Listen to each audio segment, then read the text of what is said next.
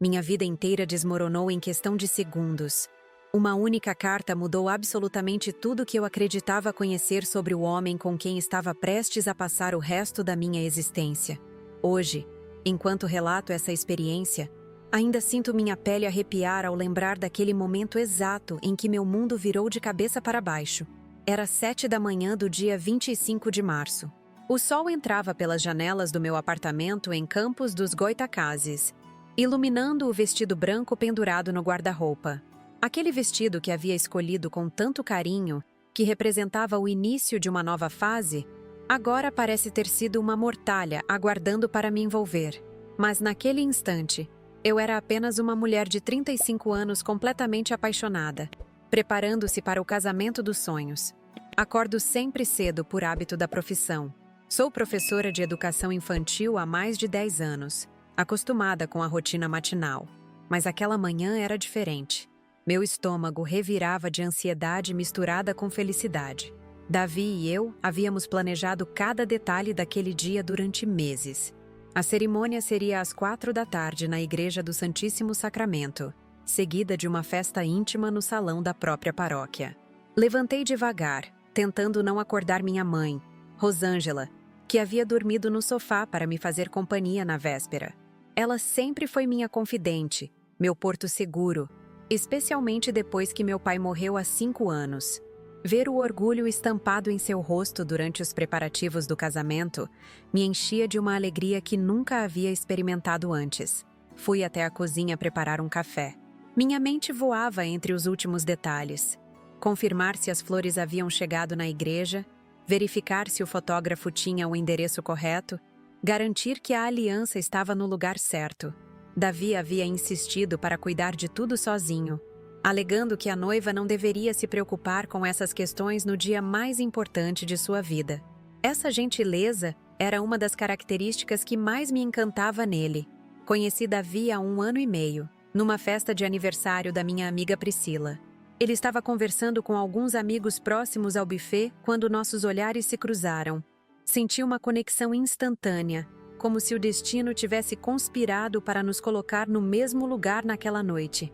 Alto, cabelos escuros, sorriso envolvente e uma conversa inteligente que me cativou desde os primeiros minutos. Nossa aproximação foi gradual e respeitosa. Ele demonstrava interesse genuíno pela minha profissão, fazia perguntas sobre meu trabalho com as crianças, ouvia atentamente minhas histórias sobre o cotidiano escolar. Davi era engenheiro civil, trabalhava numa empresa de construção e sempre falava com paixão sobre seus projetos. Parecia ter uma vida estruturada, objetivos claros, valores sólidos. Os meses que antecederam nosso noivado foram mágicos. Ele me levava para jantar em restaurantes aconchegantes, passeávamos pela cidade aos finais de semana, visitávamos exposições e cinemas. Davi tinha o dom de transformar momentos simples em experiências especiais. Uma caminhada na praça principal virava uma aventura romântica. Um filme qualquer se tornava motivo para longas conversas sobre a vida.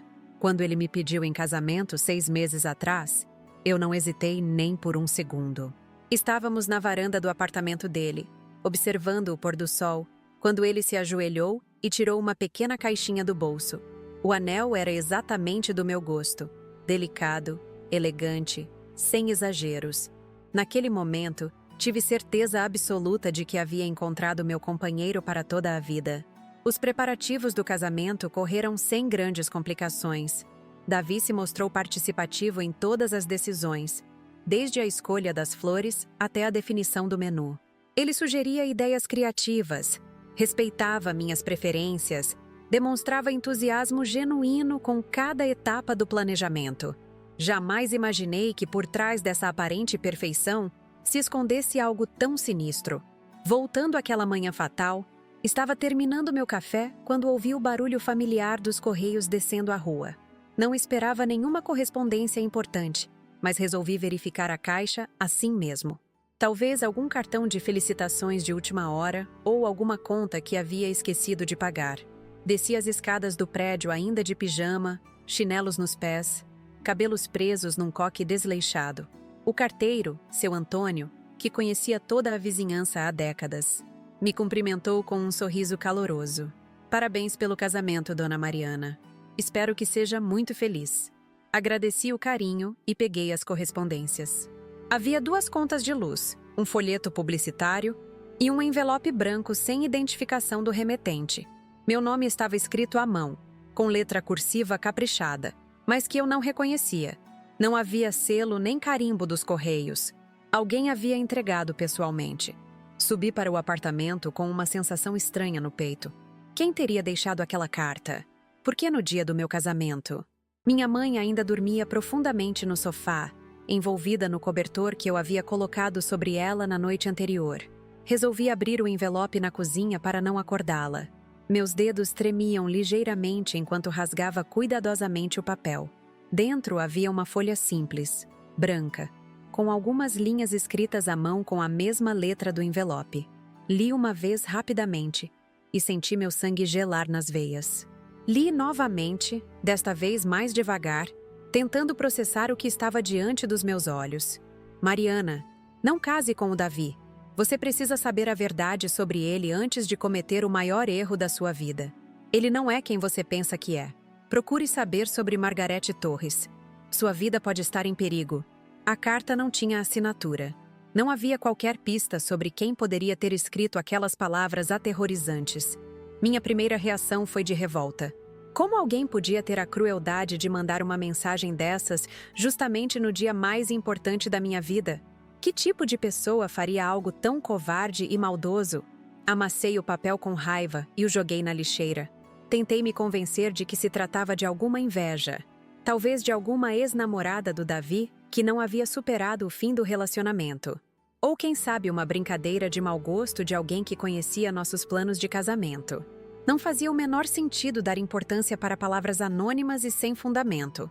Mas conforme os minutos passavam, uma inquietação crescente tomava conta do meu peito. O nome Margarete Torres ecoava na minha cabeça como um sino fúnebre. Por que esse nome específico? Por que a pessoa que escreveu a carta parecia ter tanta certeza sobre algum perigo? E, principalmente, por que minha intuição insistia em me alertar de que havia algo errado? Voltei até a lixeira e peguei a carta de volta. Alicei o papel amassado sobre a mesa da cozinha e li mais uma vez. As palavras pareciam ganhar peso a cada nova leitura. Sua vida pode estar em perigo. Que tipo de perigo? O que Davi poderia ter feito? Quem era essa Margarete Torres? Durante todo o namoro, ele havia mencionado apenas relacionamentos casuais anteriores. Nunca falou de nenhuma ex-namorada séria ou de algum relacionamento que tivesse terminado mal. Pelo contrário, sempre deu a impressão de ser alguém que mantinha relações saudáveis com as pessoas do seu passado. Essa versão da carta contradizia completamente a imagem que eu tinha dele. Minha mãe acordou por volta das 9 horas e me encontrou sentada na mesa da cozinha, ainda segurando o papel. Ela percebeu imediatamente que algo estava errado. Sempre teve essa capacidade de ler meus sentimentos antes mesmo de eu verbalizá-los. O que aconteceu, filha? Você está pálida. Mostrei a carta para ela sem dizer nada. Vi seu rosto mudar de expressão conforme lia. Ela terminou a leitura e me olhou com uma mistura de preocupação e indignação. Que absurdo é esse? Quem teve coragem de mandar uma coisa dessas hoje? Expliquei que não fazia ideia de quem poderia ser o autor da mensagem. Minha mãe, sempre prática, sugeriu que eu ligasse para Davi imediatamente e perguntasse sobre essa tal de Margarete Torres. Se não fosse nada importante, ele esclareceria a situação na mesma hora e poderíamos seguir com o casamento sem maiores preocupações. Mas algo dentro de mim resistia à ideia de confrontá-lo diretamente. E se a carta fosse verdadeira? E se realmente houvesse algo sombrio no passado dele que eu desconhecia? Confrontá-lo poderia colocar minha segurança em risco, como a própria carta sugeria. Liguei para Priscila. Ela era minha melhor amiga desde a faculdade, enfermeira no hospital municipal, uma pessoa de bom senso que sempre me dava conselhos equilibrados. Contei sobre a carta e perguntei sua opinião. Sua resposta me surpreendeu. Mariana, eu sei que é difícil, mas você precisa investigar. Melhor descobrir a verdade antes do que se arrepender depois. E se realmente houver algo errado? Você tem o direito de saber com quem está se casando. A sugestão dela fez sentido, mas ao mesmo tempo me apavorou. Investigar significava colocar em dúvida tudo o que eu acreditava sobre Davi. Significava admitir que talvez eu não o conhecesse tão bem quanto imaginava. Significava enfrentar a possibilidade de que minha felicidade fosse construída sobre uma mentira. O telefone tocou. Era Davi. Amor, como está se sentindo? Ansiosa para o grande dia? Sua voz carinhosa me fez questionar se eu estava sendo paranoica. Como aquele homem que demonstrava tanto carinho por mim poderia ser perigoso? Como alguém que planejava comigo um futuro cheio de sonhos poderia ter segundas intenções? Estou bem, respondi, tentando soar natural. Você está nervoso? Um pouco. Ele riu. Mas é o nervosismo bom, sabe? Mal posso esperar para te ver de vestido branco caminhando até o altar. Conversamos por alguns minutos sobre os últimos preparativos. Ele confirmou que tudo estava correndo conforme o planejado. As flores haviam chegado na igreja. O fotógrafo já tinha confirmado presença. A festa estava organizada nos mínimos detalhes. Sua tranquilidade contrastava completamente com a tempestade que se formava na minha cabeça. Depois que desliguei, fiquei olhando para a carta sobre a mesa. Margarete Torres. Esse nome continuava martelando na minha mente. Resolvi fazer uma pesquisa rápida na internet. Digitei o nome completo no navegador do meu celular e esperei os resultados carregarem. Não encontrei nada relevante nas primeiras páginas. Alguns perfis em redes sociais de pessoas com o mesmo nome, mas que claramente não tinham qualquer ligação com Davi ou comigo. Tentei pesquisar o nome junto com a cidade onde morávamos. Nada. Pesquisei junto com o nome do Davi. Também nada. A ausência de informações, paradoxalmente, aumentou minha angústia. Por que alguém mencionaria esse nome específico se não houvesse alguma conexão real? Por que escolher exatamente esse nome para uma suposta mentira? Passei o resto da manhã dividida entre tentar relaxar para o casamento e pensar obsessivamente na carta. Tomei um banho demorado, tentando afastar os pensamentos negativos. Fiz as unhas, arrumei o cabelo, passei uma máscara facial. Todas as atividades que deveria estar fazendo com alegria viraram tarefas mecânicas executadas no piloto automático. Minha mãe percebeu meu estado de espírito e tentou me animar, lembrando dos momentos felizes que Davi e eu havíamos compartilhado. Ela relembrou do pedido de casamento, das vezes que ele havia demonstrado carinho comigo, da forma respeitosa como sempre tratou nossa família. Suas palavras faziam sentido, mas não conseguiam acalmar completamente a inquietação que crescia no meu peito. Por volta do meio-dia, minha prima Andréia chegou para me ajudar com os preparativos finais. Ela havia se oferecido para fazer minha maquiagem e penteado. Enquanto ela organizava seus materiais no meu quarto, resolvi verificar novamente se havia alguma informação sobre Margarete Torres que eu pudesse ter perdido. Desta vez, tentei uma abordagem diferente. Em vez de pesquisar apenas o nome, comecei a procurar notícias de pessoas desaparecidas na região nos últimos anos. Foi aí que meu sangue realmente gelou. Na 10ª página de resultados, encontrei uma pequena nota de jornal local de 3 anos atrás. O título dizia: Professora desaparece sem deixar rastros em Campos dos Goitacazes. Meu coração disparou quando li o nome completo. Margarete Torres da Silva, 32 anos, professora de ensino fundamental. A matéria era curta, apenas alguns parágrafos informando que a mulher havia sido vista pela última vez saindo de casa numa manhã de sábado e nunca mais retornou. Familiares haviam registrado o boletim de ocorrência, mas as investigações não chegaram a nenhuma conclusão. O caso permanecia em aberto. Não havia foto de Margarete na reportagem, nem qualquer menção ao Davi.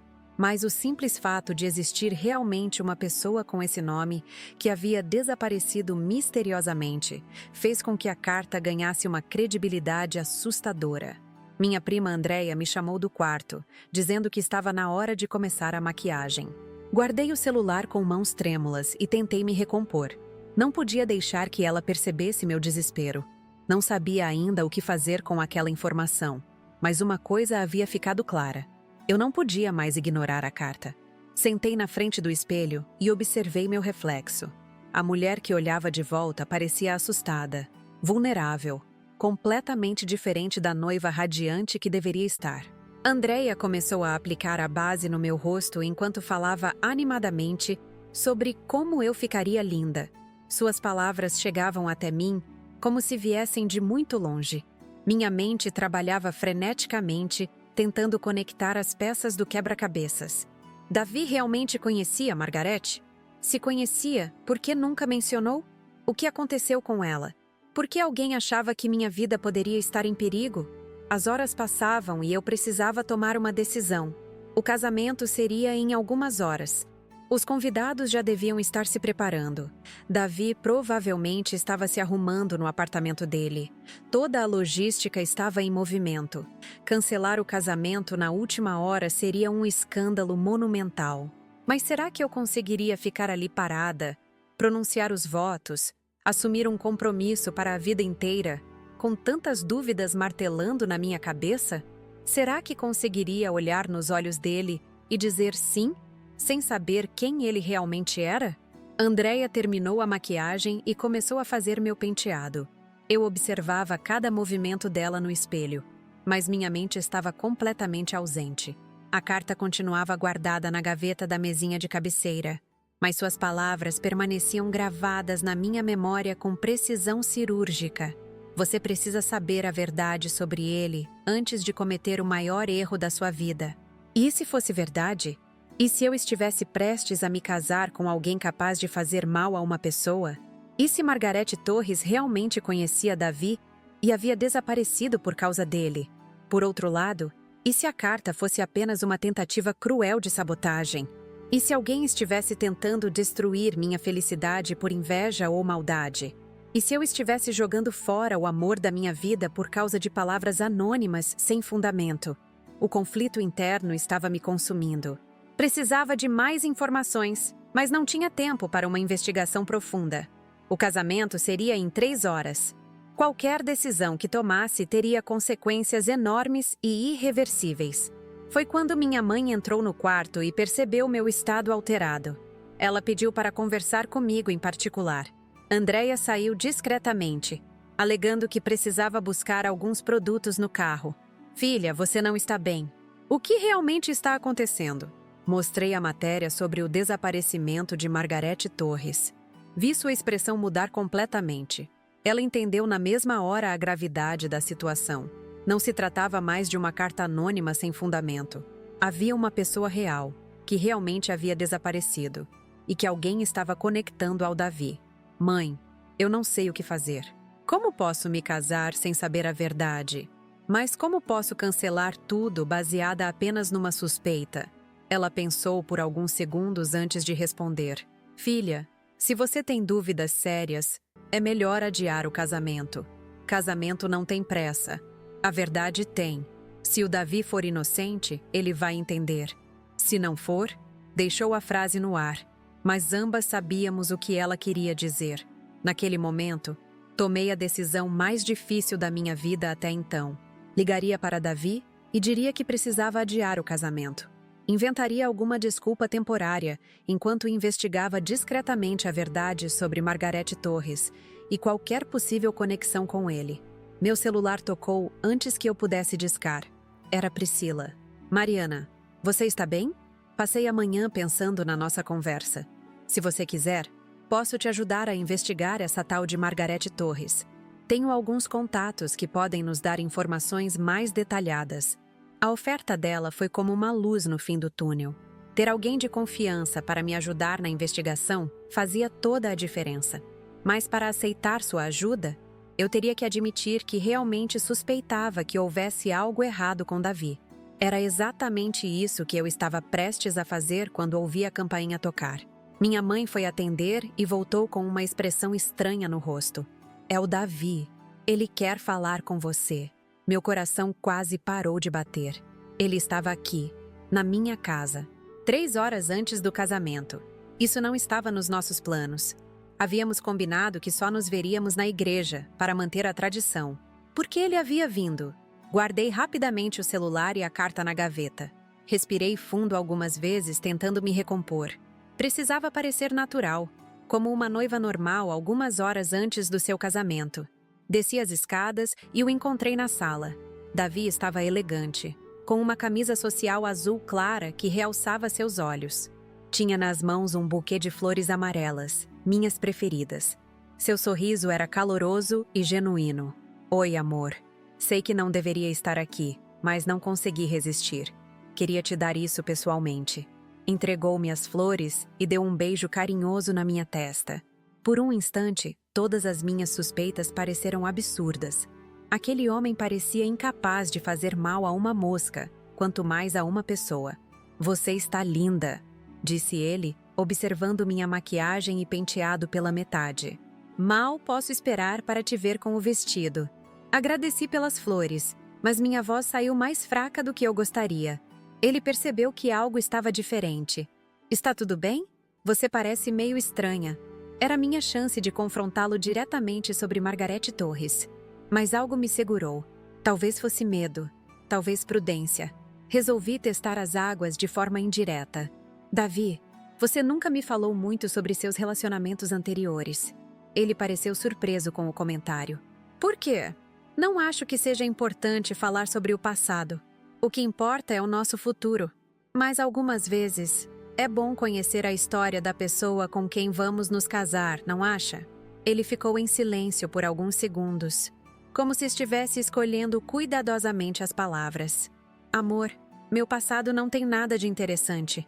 Tive alguns relacionamentos casuais, nada sério. Você é a primeira pessoa com quem penso em construir uma família de verdade. Bah, sua resposta soava ensaiada, diferente da espontaneidade natural que ele sempre demonstrava. Ou era impressão minha? Estava sendo paranoica? Ou realmente havia algo forçado na forma como ele respondeu? Nunca houve nenhuma namorada séria? Nenhum relacionamento que terminou mal? Desta vez, ele demorou ainda mais para responder. Pude ver algo passando por seus olhos, como se estivesse calculando o que dizer. Por que essas perguntas, Mariana? Aconteceu alguma coisa? A pergunta dele me fez perceber que eu estava sendo muito óbvia. Se ele realmente tivesse algo a esconder, minhas perguntas diretas poderiam colocar minha segurança em risco, exatamente como a carta havia alertado. Não aconteceu nada. É só nervosismo de noiva mesmo. Às vezes a gente fica pensando em coisas aleatórias. Ele pareceu aceitar a explicação, mas continuava me observando com mais atenção do que o normal. Ficamos conversando por mais alguns minutos sobre os preparativos finais. Ele confirmou novamente que tudo estava organizado do lado dele e disse que mal podia esperar para me ver caminhando até o altar. Quando ele se despediu, beijou minha testa mais uma vez e sussurrou: "Daqui a pouco seremos marido e mulher. Finalmente." Havia algo na forma como ele disse "finalmente" que me arrepiou. Era como se ele estivesse esperando por aquele momento há muito mais tempo do que eu imaginava. Depois que ele saiu, subi correndo para o meu quarto. Peguei a carta na gaveta e li mais uma vez. As palavras agora tinham um peso ainda maior. Liguei para Priscila. "Aceito sua ajuda. Precisamos descobrir tudo sobre Margarete Torres antes que seja tarde demais. Agora sei que você está ansioso para descobrir o que encontramos sobre Margarete e qual era realmente a conexão dela com Davi. Antes de continuar, me conta de que cidade você está assistindo. Adoro saber de onde vocês são. Se inscreve no canal Vingança do Dia, porque essa história está só começando e você não pode perder os próximos capítulos." O que descobrimos depois foi ainda mais assustador do que imaginávamos. Priscila chegou ao meu apartamento menos de 1 hora depois da minha ligação. Trazia consigo uma determinação que eu não conseguia mais sentir. Enquanto eu estava paralisada pelo medo e pela incerteza, ela já havia formulado um plano de ação. Sua experiência como enfermeira a havia ensinado a agir rapidamente em situações de crise, e foi exatamente essa habilidade que eu precisava naquele momento. Primeiro, vamos coletar todas as informações possíveis sobre o desaparecimento da Margarete, disse ela, sentando-se ao meu lado no sofá. Depois, precisamos descobrir se existe alguma ligação concreta entre ela e o Davi. Minha mãe nos serviu café enquanto Priscila abria seu notebook. Ela tinha razão. Precisávamos ser metódicas nessa investigação. Não podíamos nos deixar levar apenas por suspeitas ou medos infundados. Se íamos cancelar meu casamento, Precisávamos ter certeza de que havia motivos reais para isso. Começamos pesquisando mais detalhadamente sobre o caso de Margarete Torres da Silva. Encontramos outras matérias jornalísticas, todas similares à primeira. Informações básicas sobre o desaparecimento, sem grandes detalhes ou pistas sobre o que poderia ter acontecido. Era como se o caso tivesse simplesmente esfriado nas mãos da polícia. Priscila sugeriu que entrássemos em contato direto com a delegacia responsável pela investigação. Ela conhecia um investigador particular, Joaquim Ferreira, que já havia trabalhado em casos similares e tinha bons contatos na área. Ligamos para ele explicando nossa situação de forma vaga, sem mencionar diretamente nossa suspeita sobre Davi. Joaquim se mostrou disposto a nos ajudar. Disse que poderia acessar informações mais detalhadas sobre o caso e nos encontrar em algumas horas. Marcamos um encontro numa cafeteria distante do centro da cidade, para evitar qualquer possibilidade de encontrarmos alguém conhecido que pudesse comentar sobre nossa presença lá. Enquanto aguardávamos o horário do encontro, decidimos investigar mais profundamente o passado do Davi. Sabíamos onde ele trabalhava, conhecíamos alguns de seus colegas de profissão, tínhamos informações sobre sua rotina. Até então, nunca havia me ocorrido questionar nada disso, mas agora cada detalhe parecia importante. Priscila teve uma ideia inteligente. Ela sugeriu que ligássemos para a empresa onde Davi trabalhava, fingindo ser de uma revista especializada em construção civil que estava preparando uma matéria sobre engenheiros da região. Poderíamos obter informações sobre há quanto tempo ele trabalhava lá, quais projetos havia coordenado, qual era sua reputação profissional. A estratégia funcionou parcialmente. A recepcionista da empresa confirmou que Davi realmente trabalhava lá há 2 anos, mas disse que não podia fornecer mais informações sem autorização da diretoria. Pelo menos conseguimos verificar que parte das informações que ele nos havia dado eram verdadeiras. Mas 2 horas depois, quando encontramos Joaquim na cafeteria, nossa percepção sobre toda a situação mudou drasticamente. Ele chegou com uma pasta cheia de documentos e uma expressão grave no rosto. "Vocês estão certas em suspeitar", disse ele sem rodeios. "O caso da Margarete Torres tem aspectos muito estranhos que nunca foram devidamente investigados." Joaquim nos contou que havia conseguido acesso ao inquérito policial através de um contato na delegacia. O que descobriu era perturbador. Margarete não havia simplesmente desaparecido num dia qualquer. Ela havia desaparecido exatamente 1 semana depois de anunciar para a família que estava noiva. Ela chegou em casa numa sexta-feira à noite, eufórica, mostrando um anel de noivado para a mãe, continuou Joaquim. Disse que havia encontrado o homem da sua vida, que eles iam se casar em breve. No sábado seguinte, saiu de casa pela manhã dizendo que ia encontrar o noivo para acertar os detalhes do casamento. Nunca mais voltou. Senti meu sangue gelar. A similaridade com minha própria situação era assustadora. Uma professora da minha idade aproximada que havia ficado noiva e desapareceu pouco antes do casamento. E alguém achava importante o suficiente para me avisar sobre uma possível conexão com Davi. "Tem mais", disse Joaquim folheando os documentos. A família dela disse que Margarete estava meio estranha nas últimas semanas antes do desaparecimento. Muito secretiva sobre o noivo. Não queria apresentá-lo para ninguém. Dizia que ele preferia manter o relacionamento discreto até o casamento. Priscila e eu nos entreolhamos. Davi nunca havia sido secretivo comigo, pelo contrário. Ele conhecia minha família, meus amigos, participava normalmente da minha vida social. Mas essa informação sobre o comportamento de Margarete era inquietante. "Conseguiram alguma descrição física desse noivo misterioso?" perguntei. "Bem vaga", respondeu Joaquim. "Homem alto, cabelos escuros, bem vestido, aparentando ter uma boa situação financeira. A mãe de Margarete disse que ela mencionou que ele era engenheiro. Meu coração disparou.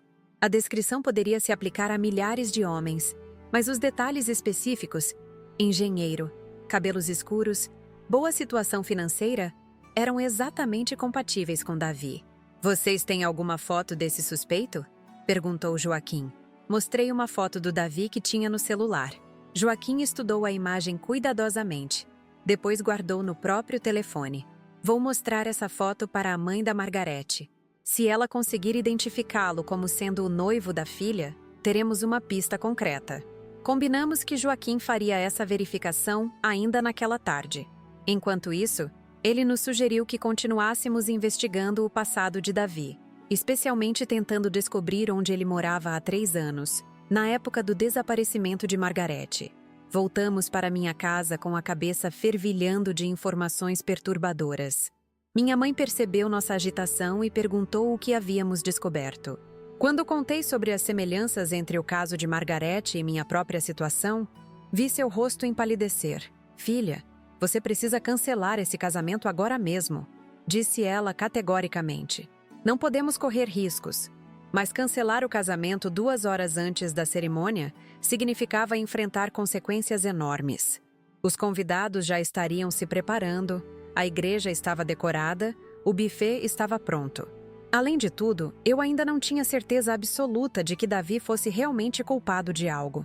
Priscila sugeriu uma estratégia intermediária.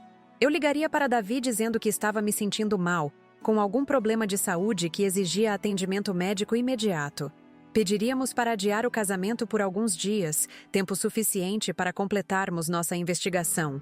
A ideia fazia sentido, mas quando peguei o telefone para ligar, percebi que minhas mãos tremiam descontroladamente.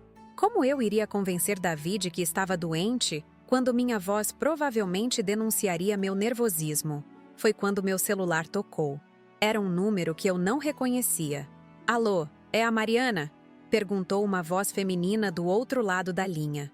"Sim, quem está falando?" "Meu nome é Benedita. Sou mãe da Margarete Torres. O senhor Joaquim esteve aqui há pouco e mostrou uma foto. Preciso conversar com você urgentemente." Senti como se o chão tivesse desaparecido debaixo dos meus pés. Se a mãe de Margarete estava ligando, significava que ela havia reconhecido Davi na foto. Ele... "A senhora reconheceu?" "Sim." A voz dela estava embargada. "É ele. É o homem que estava namorando minha filha antes dela desaparecer." O mundo ao meu redor pareceu parar de girar. Todas as nossas suspeitas haviam se confirmado da pior forma possível. Davi realmente havia conhecido Margarete, havia sido noivo dela, e ela havia desaparecido misteriosamente pouco antes do casamento deles. "A senhora pode me contar mais detalhes?" "É muito importante." Benedita me contou que Margarete havia conhecido Davi numa festa, exatamente como eu. Eles haviam namorado por alguns meses. Ele a havia pedido em casamento, mas sempre se mostrava resistente a conhecer a família dela. Nas últimas semanas antes do desaparecimento, Margarete parecia ansiosa e preocupada, mas se recusava a explicar o motivo. Ela disse que descobriu algumas coisas sobre o passado dele que a deixaram confusa, contou Benedita. Mas quando eu perguntava o quê, ela dizia que era melhor eu não saber. Que tipo de coisas? Não sei. Ela só disse que ele não era quem dizia ser, que havia mentido sobre várias coisas importantes. A conversa com Benedita durou quase 1 hora. Ela me contou detalhes sobre os últimos dias de Margarete que me fizeram perceber que minha filha havia descoberto algo comprometedor sobre Davi e estava com medo de confrontá-lo diretamente. No último dia em que a vi, disse Benedita com a voz quebrada, ela estava escrevendo alguma coisa. Quando perguntei o que era, ela disse que estava preparando uma carta para alguém que ia se meter na mesma situação que ela. Meu sangue gelou. Margarete havia escrito a carta. Ela havia descoberto que Davi estava se envolvendo com outra mulher, comigo, e tentou me avisar antes de desaparecer. A senhora acha que ele fez alguma coisa com sua filha? Benedita ficou em silêncio por alguns segundos antes de responder. Tenho certeza. Minha filha não sairia de casa voluntariamente sem me avisar onde estava indo. Ela desapareceu porque descobriu algo que não deveria ter descoberto. Quando desliguei o telefone, percebi que Priscila e minha mãe me observavam expectantes. Contei para elas toda a conversa. A confirmação de que Davi realmente havia sido o noivo de Margarete eliminava qualquer possibilidade de coincidência. "Filha, você vai ligar para ele agora e cancelar tudo", disse minha mãe, firme. "Não me importa o escândalo que isso vai causar." Mas antes que eu pudesse pegar o telefone, a campainha tocou novamente. Era Davi. "Ele está aqui outra vez", sussurrou minha mãe, parecendo assustada. Desta vez, sua presença não me trouxe nenhum alívio. Pelo contrário, Saber que ele era capaz de mentir sobre relacionamentos anteriores, que havia omitido informações sobre o desaparecimento de uma ex-noiva, mudava completamente minha percepção sobre ele. Pedi para Priscila se esconder no meu quarto e levar todos os documentos da nossa investigação. Minha mãe atendeu a porta enquanto eu tentava me recompor para enfrentá-lo. "Oi, amor", disse ele entrando na sala. "Vim verificar se está tudo bem. Você pareceu meio estranha quando estive aqui mais cedo." Sua preocupação aparente contrastava com o que eu agora sabia sobre seu passado. Como ele conseguia demonstrar tanto carinho sabendo que havia mentido para mim durante todo o nosso relacionamento? "Estou um pouco nervosa mesmo", respondi, tentando manter a voz normal. "É natural", disse ele, se aproximando de mim. "Mas daqui a 1 hora estaremos na igreja. Você vai ficar linda de vestido branco." Novamente, a forma como ele disse isso me causou arrepios. Havia uma ansiedade excessiva em sua voz, como se ele estivesse mais ansioso pelo casamento do que seria normal. "Davi", comecei, decidindo testar suas reações. "Você tem certeza de que quer se casar comigo?" Ele pareceu surpreso com a pergunta. "Claro que tenho. Por que está perguntando isso?"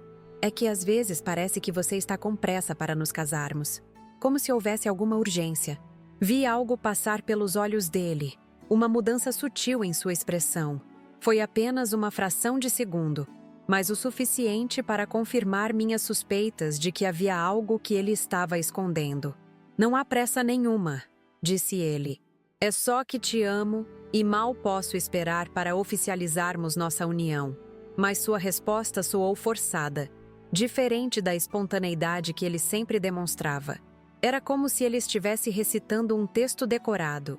"Davi, posso te fazer uma pergunta pessoal?" "Claro! Você já foi noivo antes?" Desta vez, a pausa foi muito mais longa. Pude vê-lo pensando cuidadosamente antes de responder. "Por que essa pergunta?" "Só curiosidade. Você é um homem interessante, inteligente, bonito. Deve ter tido oportunidades de se casar antes." "Nunca encontrei a pessoa certa", disse ele finalmente. "Você é a primeira mulher com quem penso seriamente em construir uma família." Era mentira. Eu agora tinha certeza absoluta de que era mentira. Ele havia sido noivo de Margarete, havia planejado se casar com ela e estava omitindo essa informação crucial. "E nunca houve nenhuma namorada que quisesse se casar com você?" Percebi que ele estava ficando incomodado com minhas perguntas.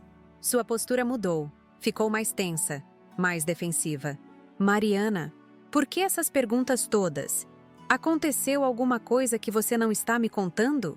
Era minha chance de confrontá-lo diretamente sobre Margarete, mas lembrei do alerta da carta. Sua vida pode estar em perigo. Se ele realmente havia feito algo com Margarete, confrontá-lo poderia ser perigoso. "Não aconteceu nada", menti. "É só ansiedade de noiva mesmo." Ele me observou por alguns segundos, como se estivesse tentando ler meus pensamentos. Depois, se aproximou e segurou meu rosto entre as mãos. "Amor, eu te amo mais do que qualquer coisa neste mundo. Nosso casamento vai ser o início de uma vida maravilhosa juntos. Não deixe o nervosismo estragar nosso dia especial." Suas palavras eram bonitas, mas agora tinham um efeito completamente diferente em mim. Em vez de me tranquilizar, me deixavam ainda mais assustada. Era como se ele estivesse tentando me convencer de algo que ele próprio não acreditava completamente. Ele ficou mais alguns minutos conversando sobre os preparativos finais. Confirmou mais uma vez que tudo estava organizado, que os convidados já estavam sendo avisados sobre o horário, que o fotógrafo estava a caminho da igreja. Sua insistência em confirmar todos esses detalhes me pareceu suspeita, como se ele estivesse tentando garantir que eu não mudaria de ideia. Quando ele saiu, corri para o quarto onde Priscila estava escondida. "Ouviu tudo?" "Ouvi. Ele está mentindo descaradamente." A forma como evitou responder sobre relacionamentos anteriores é muito suspeita.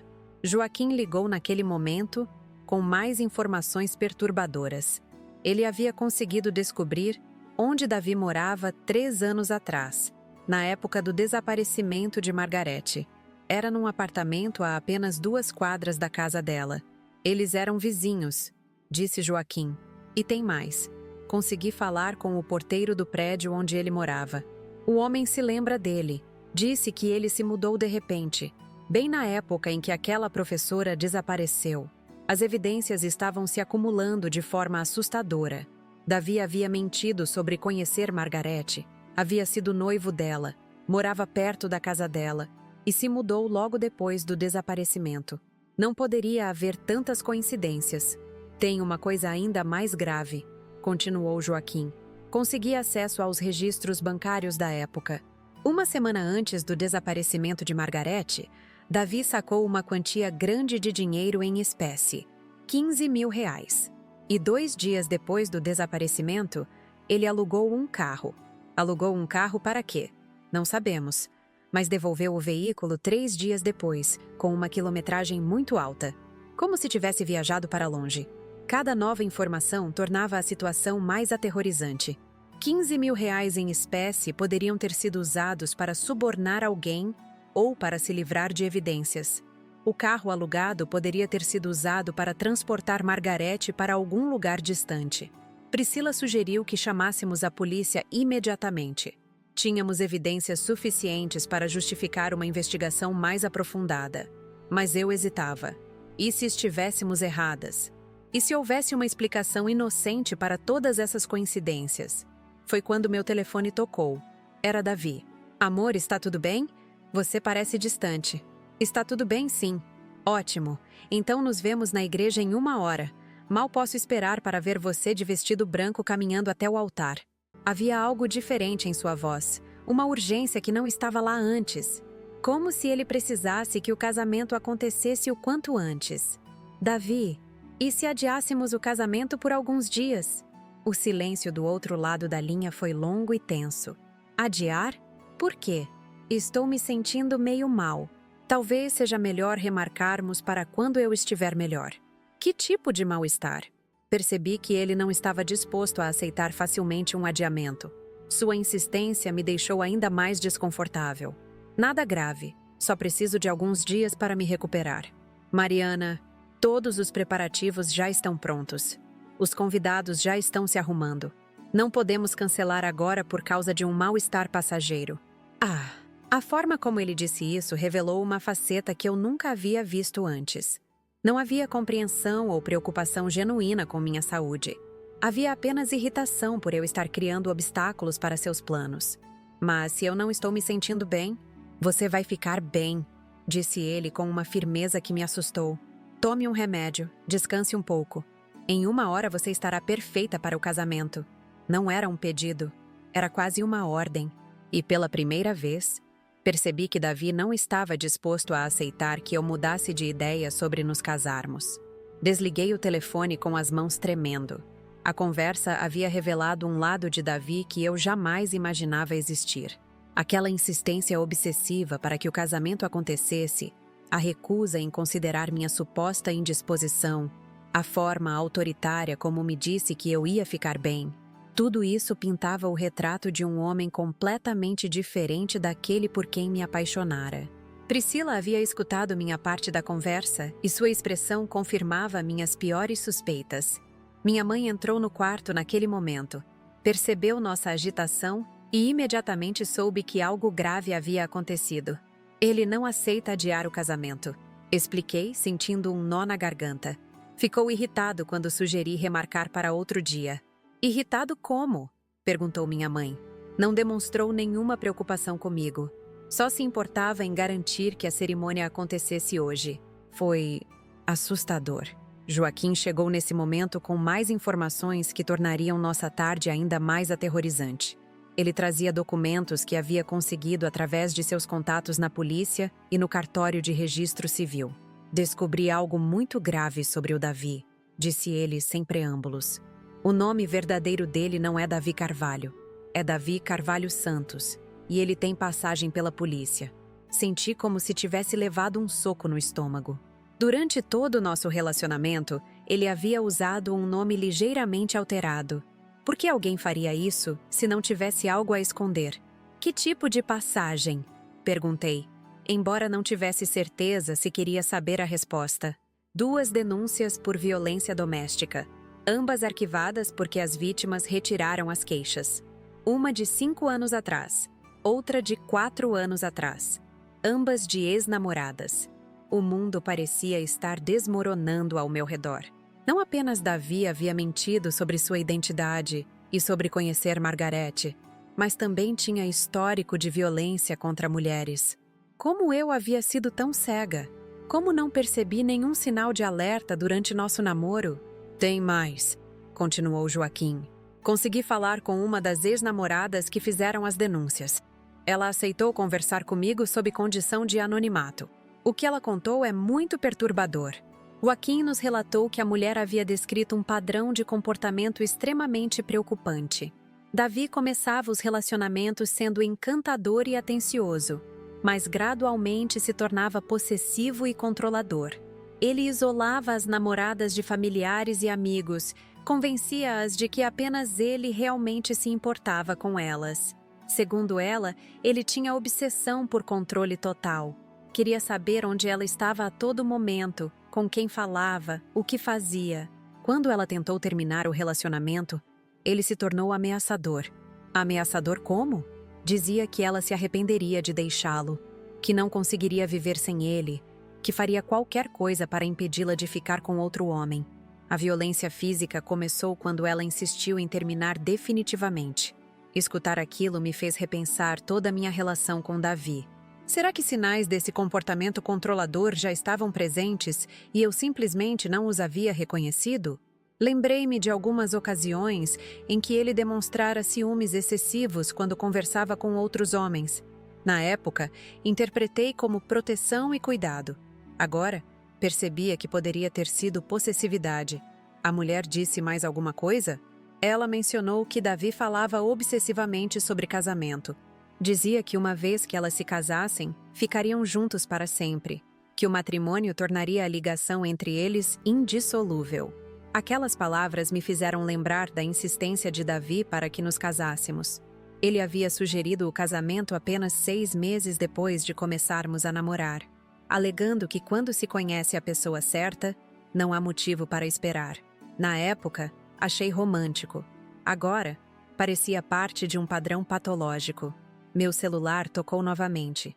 Era Davi, pela 3ª vez naquela tarde. Amor, falta meia hora para sairmos para a igreja. Você já está pronta? Sua voz tinha uma tensão que eu nunca havia percebido antes.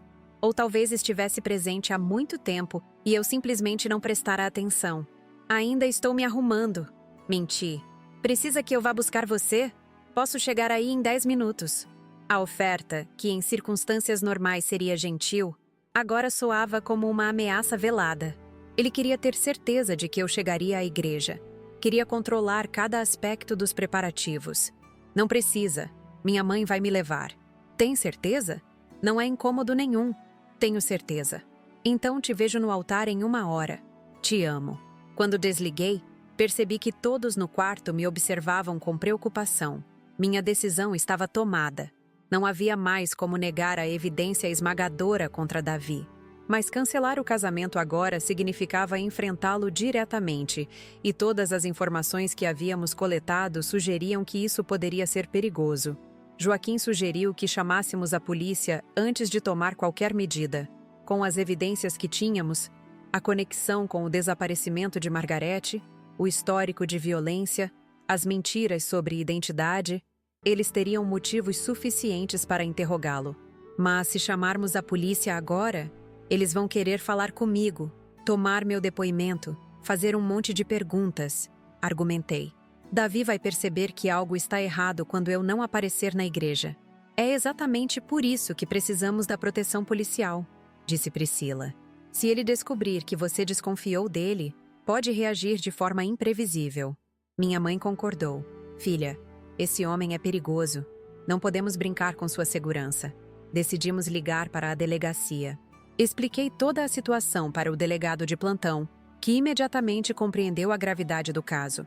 Ele disse que enviaria uma equipe para me acompanhar ao cancelamento do casamento e que abriria uma investigação formal sobre a possível conexão entre Davi e o desaparecimento de Margarete.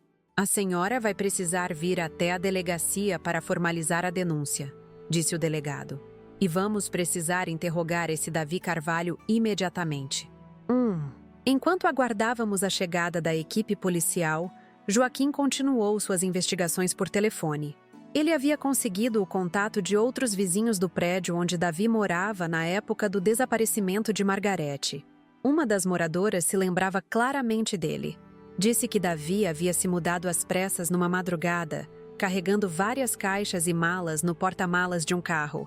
O que mais chamou sua atenção foi o fato dele ter saído durante a madrugada, como se quisesse evitar ser visto. Ela disse que achou estranho na época, contou Joaquim. Pessoas normais se mudam durante o dia, com caminhão de mudança, não as escondidas no meio da noite. Outra informação perturbadora veio de um funcionário da empresa onde Davi trabalhava atualmente. Joaquim havia conseguido falar com um colega de trabalho que revelou detalhes sobre o comportamento de Davi no ambiente profissional. Segundo esse colega, Davi é extremamente reservado sobre sua vida pessoal. Nunca fala sobre relacionamentos passados. Nunca menciona família ou amigos antigos. É como se sua vida tivesse começado apenas há 2 anos, quando ele chegou na empresa. Isso explicaria porque eu nunca havia conhecido amigos de longa data de Davi ou ouvido histórias sobre seu passado mais distante.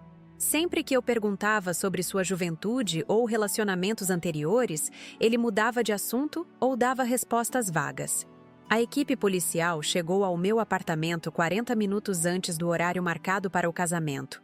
2 investigadores e uma policial feminina que ficaria responsável por me acompanhar durante todo o processo. Vamos precisar que a senhora ligue para o suspeito e marque um encontro, disse o investigador principal. Preferencialmente em local público, onde possamos fazer a abordagem com segurança. Ele está esperando que eu apareça na igreja. Vai achar estranho se eu sugerir outro lugar. Então vamos fazer a abordagem na própria igreja. Nossa equipe estará posicionada discretamente para intervir se necessário. A perspectiva de enfrentar Davi na igreja, na frente de todos os convidados, me apavorava. Mas não havia alternativa. Eu precisava cancelar o casamento e a polícia precisava interrogá-lo sobre Margarete. Ligamos para o padre Antônio Lima, responsável pela cerimônia, explicando que houve uma emergência e o casamento precisava ser cancelado. Ele ficou chocado com a notícia, mas se mostrou compreensivo quando explicamos brevemente que haviam surgido questões sérias sobre o passado do noivo.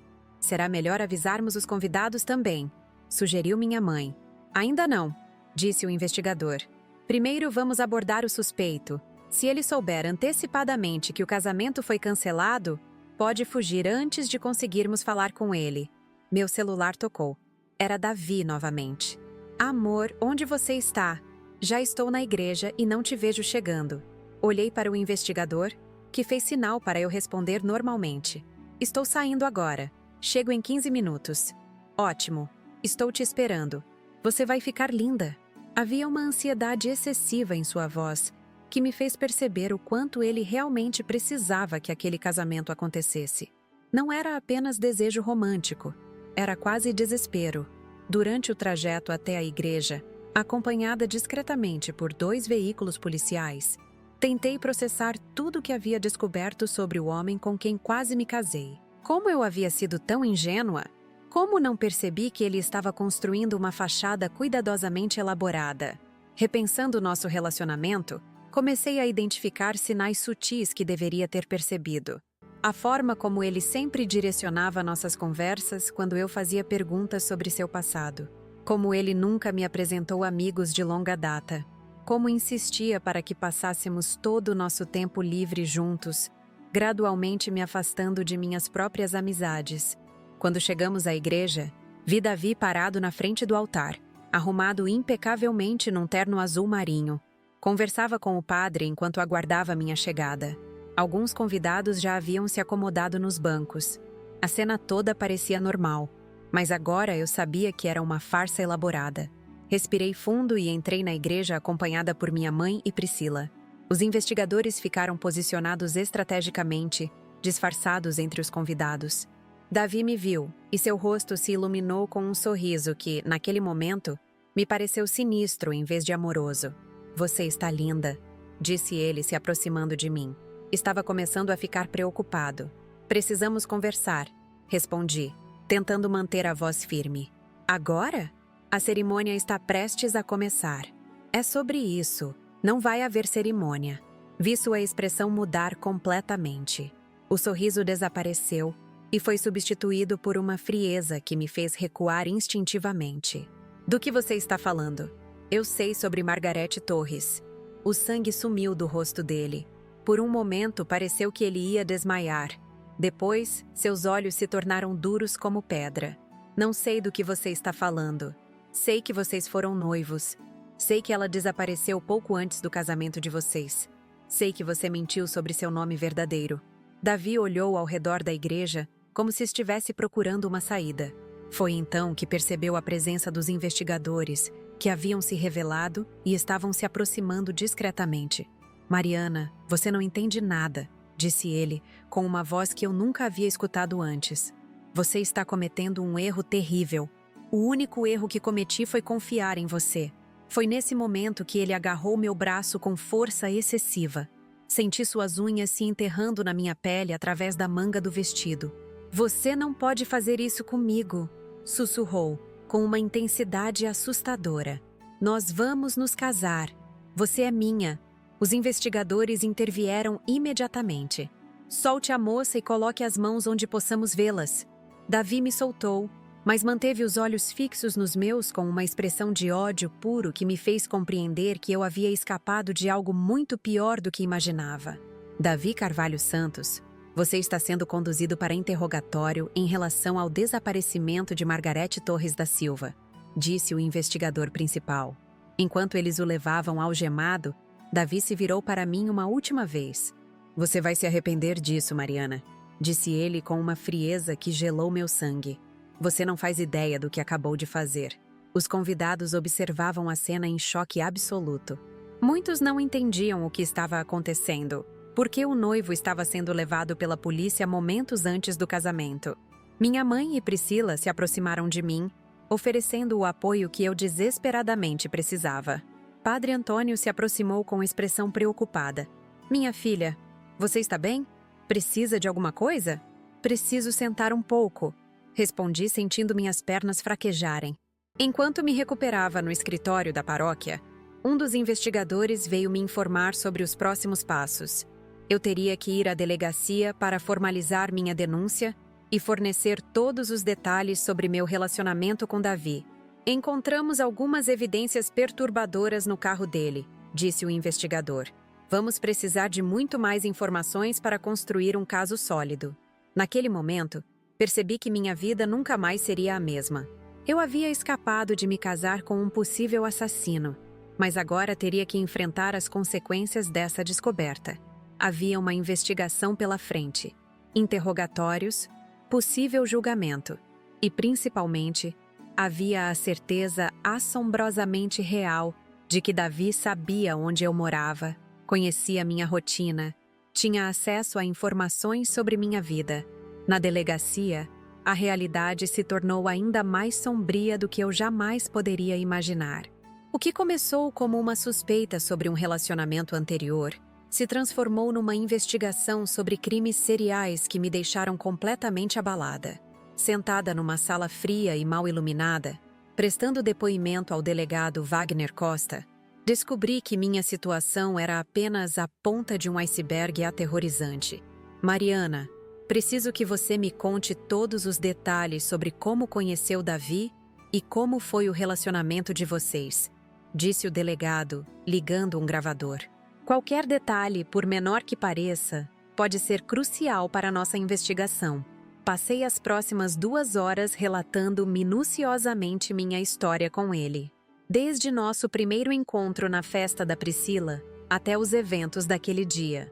O delegado fazia anotações constantes, interrompendo ocasionalmente para esclarecer detalhes específicos sobre o comportamento de Davi. Ele demonstrava ciúmes excessivos? Perguntou. No início, não. Mas nos últimos meses, sim. Ficava incomodado quando eu conversava com outros homens, mesmo em situações profissionais. Sempre dizia que era porque me amava muito e não queria me perder. E sobre isolamento social, ele tentava afastá-la de amigos ou família? Pensando bem, percebi que sim. Gradualmente, Davi havia começado a sugerir que passássemos mais tempo sozinhos, alegando que era mais romântico.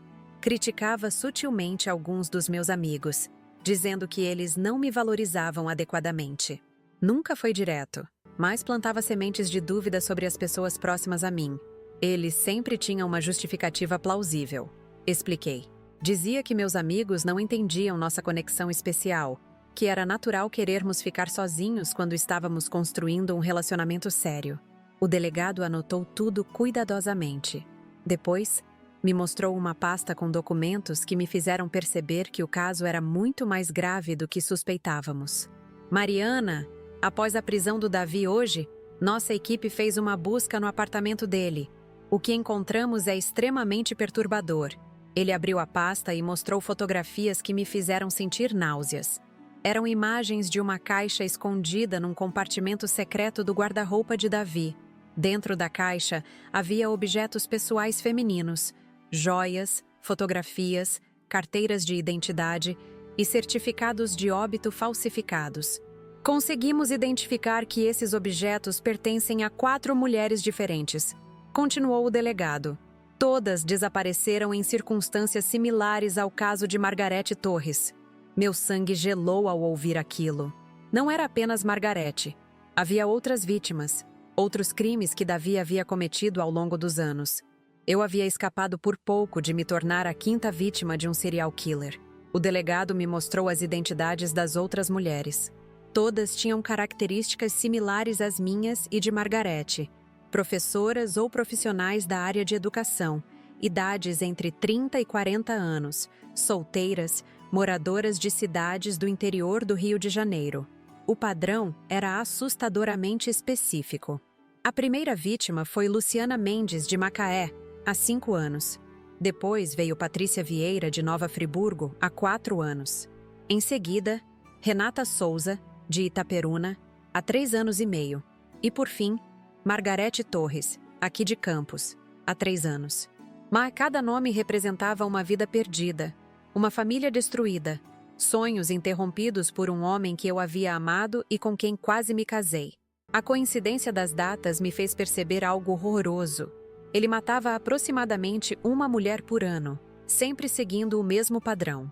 Como ele as conhecia? Perguntei, embora não tivesse certeza se queria saber a resposta. Todas foram abordadas em eventos sociais, festas, seminários educacionais, encontros de professores. Ele se infiltrava nesses ambientes especificamente para encontrar vítimas que se encaixassem no seu perfil. A festa onde conheci Davi não havia sido uma coincidência. Ele estava lá procurando sua próxima vítima, e eu me encaixei perfeitamente no padrão que ele buscava. O pensamento me deixou enjoada. Descobrimos também que Davi usava identidades falsas diferentes para cada relacionamento. Prosseguiu o delegado. Com Luciana, ele se apresentou como Daniel Carvalho. Com Patrícia, usou o nome Diego Santos. Com Renata, era Dalton Carvalho Santos. E com Margarete, Davi Santos. A variação sutil dos nomes mostrava o quanto ele era calculista. Mantinha elementos similares para não se confundir, mas mudava o suficiente para evitar ser rastreado. Comigo, havia usado Davi Carvalho, seguindo o mesmo padrão. E a profissão? Ele sempre se dizia engenheiro? Nem sempre. Com algumas vítimas, se apresentou como arquiteto, com outras como construtor civil, mas sempre algo relacionado à construção, provavelmente porque tinha conhecimento real na área. O interrogatório de Davi estava acontecendo em outra sala simultaneamente ao meu depoimento. O delegado me informou que ele havia solicitado a presença de um advogado e se recusava a responder à maioria das perguntas. Mas sua atitude defensiva e nervosa estava confirmando as suspeitas dos investigadores. "Encontramos algo mais no apartamento dele que queremos te mostrar", disse o delegado, retirando outro documento da pasta. Era um caderno com anotações manuscritas de Davi, páginas e páginas detalhando a rotina de suas vítimas, incluindo informações sobre mim que me fizeram perceber por quanto tempo ele havia me observado antes de me abordar. Ele anotou que você trabalhava na Escola Municipal Jardim Esperança, que saía todo dia às 17h30, que morava sozinha com sua mãe, que frequentava a academia às terças e quintas, leu o delegado. Também anotou detalhes sobre sua personalidade, seus gostos, suas vulnerabilidades emocionais.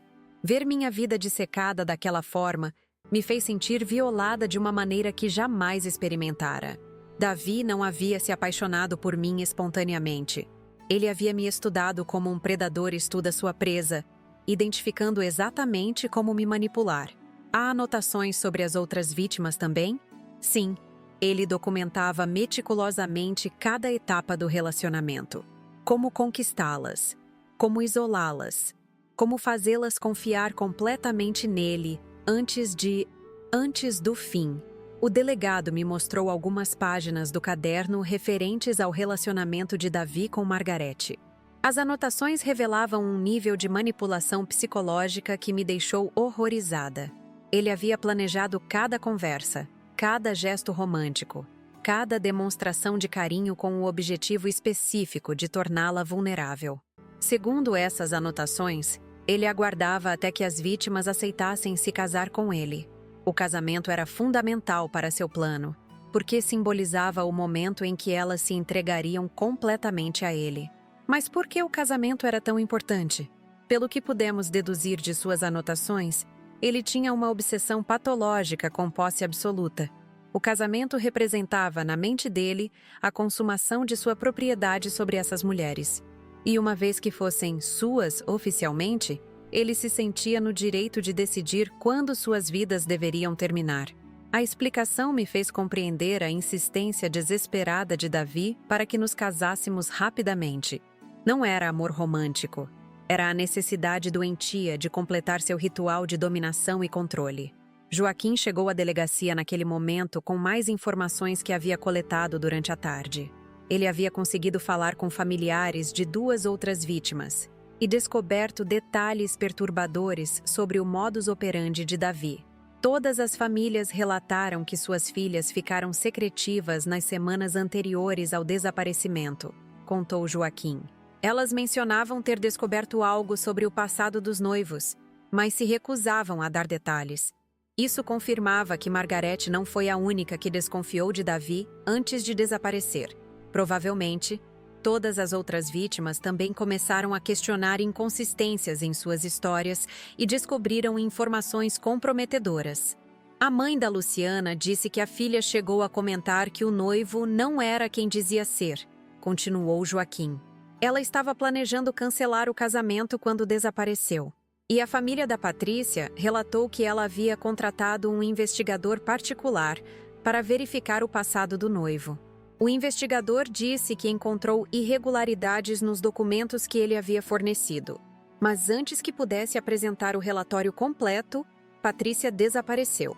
Cada nova informação tornava mais claro que Davi matava suas vítimas quando percebia que elas estavam próximas de descobrir sua verdadeira identidade. Ele não tolerava perder o controle da situação. O delegado me informou que a polícia científica havia encontrado evidências físicas no carro de Davi que poderiam estar relacionadas aos crimes. Fibras de tecido, cabelos que não eram dele, manchas que pareciam ser de sangue antigo. Tudo estava sendo analisado no laboratório. Também encontramos mapas com localizações marcadas em propriedades rurais abandonadas nos arredores das cidades onde as mulheres desapareceram, disse ele. Nossa equipe está verificando esses locais para procurar os corpos. A realidade do que havia acontecido com aquelas mulheres estava ficando cada vez mais concreta e aterrorizante. Elas não haviam simplesmente desaparecido. Haviam sido assassinadas por um homem que eu beijara, abraçara, com quem planejara um futuro. Por volta das 7 da noite, o advogado de Davi chegou à delegacia. Era um homem de meia-idade, muito bem vestido, que imediatamente solicitou uma reunião privada com seu cliente. Durante essa conversa, algo mudou na atitude de Davi. Ele está pedindo para falar com você, disse o delegado, me surpreendendo completamente. Comigo? Por quê? Não sabemos. Mas ele está insistindo que quer te ver antes de dar qualquer declaração oficial. A perspectiva de enfrentar Davi novamente me apavorou. Mas o delegado explicou que poderia ser uma oportunidade crucial para a investigação. Às vezes, criminosos têm necessidade psicológica de se explicar para suas vítimas. Seria numa sala monitorada, com vidro espelhado, e eu estaria presente durante toda a conversa, garantiu o delegado. Você não estará em perigo. Depois de muito hesitar, concordei em encontrá-lo. Precisava olhar nos olhos dele e tentar entender como havia sido tão enganada. Precisava escutar da boca dele a verdade sobre o que havia acontecido com Margaret e as outras mulheres. A sala de interrogatório era pequena e claustrofóbica. Davi estava sentado numa cadeira de metal, algemado, com uma expressão que eu nunca havia visto antes. Não era mais o homem charmoso e gentil que conhecera. Era alguém completamente diferente. Frio, calculista, perigoso. Oi, Mariana, disse ele, com uma voz estranhamente calma. Oi, você quer saber a verdade, não é? Assenti, não confiando em minha própria voz. A verdade é que você era especial, diferente das outras. Eu realmente me apaixonei por você. Suas palavras me causaram repulsa em vez de qualquer tipo de alívio. Se você se apaixonou por mim, por que planejava me matar? Ele sorriu de uma forma que me deu arrepios. Quem disse que ia te matar? Eu ia te manter para sempre. Você seria minha esposa de verdade, minha companheira eterna. E as outras? Margaret e as outras mulheres? Elas me decepcionaram. Começaram a fazer perguntas, a desconfiar, a querer me deixar. Você entende que eu não podia deixar isso acontecer, não é? A frieza com que ele falava sobre assassinato me fez perceber que estava diante de um psicopata completo. Para ele, matar aquelas mulheres havia sido apenas uma solução prática para um problema. Onde estão os corpos delas? Isso não importa mais. O que importa é que você estragou tudo. Nós poderíamos ter sido felizes juntos. Felizes? Você ia me matar. Não ia, não. Você era diferente. Mas agora... Ele me olhou com uma expressão de ódio puro. Agora você se tornou igual às outras. O delegado interrompeu a conversa naquele momento, percebendo que Davi estava se tornando agitado. Mas eu já havia ouvido o suficiente para entender que havia escapado por muito pouco de um destino terrível. Nos dias seguintes, a investigação progrediu rapidamente. A polícia encontrou os corpos de 3 das 4 vítimas em propriedades rurais abandonadas que Davi havia marcado nos mapas. Margaret ainda não havia sido encontrada, mas as evidências eram esmagadoras. Davi confessou os crimes uma semana depois, quando seu advogado o convenceu de que a evidência contra ele era irrefutável. Ele contou detalhes horríveis sobre como havia matado cada uma das mulheres, sempre depois de fazer com que elas acreditassem que estavam prestes a se casar com o homem dos sonhos. A confissão revelou que minha situação havia sido única. Segundo ele, eu era a primeira vítima por quem havia desenvolvido sentimentos genuínos, o que explicava sua relutância em completar o processo rapidamente como havia feito com as outras. Ele disse que estava tentando encontrar uma forma de ficar com você sem precisar fazer o que fez com as outras, me contou o delegado. Mas quando percebeu que você havia descoberto sobre Margaret, entendeu que teria que seguir o padrão usual. Essa informação me deixou simultaneamente aliviada e horrorizada. Aliviada por ter escapado, horrorizada por descobrir que havia despertado algum tipo de amor distorcido num serial killer. Os meses que se seguiram à prisão de Davi foram os mais difíceis da minha vida. A descoberta de que havia estado tão próxima de me tornar vítima de um serial killer me deixou com sequelas emocionais profundas que levariam muito tempo para curar. Cada noite eu acordava em pânico, imaginando o que teria acontecido se não tivesse recebido aquela carta misteriosa que salvou minha vida. A investigação continuou revelando detalhes cada vez mais perturbadores sobre os métodos de Davi. O perito criminal encontrou em seu apartamento um diário detalhado, onde ele documentava não apenas a preparação dos crimes, mas também suas fantasias sobre dominação e controle absoluto sobre suas vítimas. As páginas que se referiam a mim me deixaram profundamente abalada.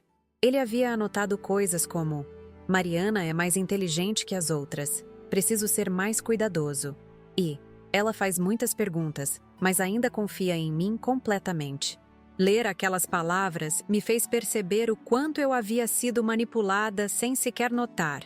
O promotor responsável pelo caso, Dr. Henrique Almeida, Me chamou várias vezes para esclarecer detalhes sobre meu relacionamento com Davi.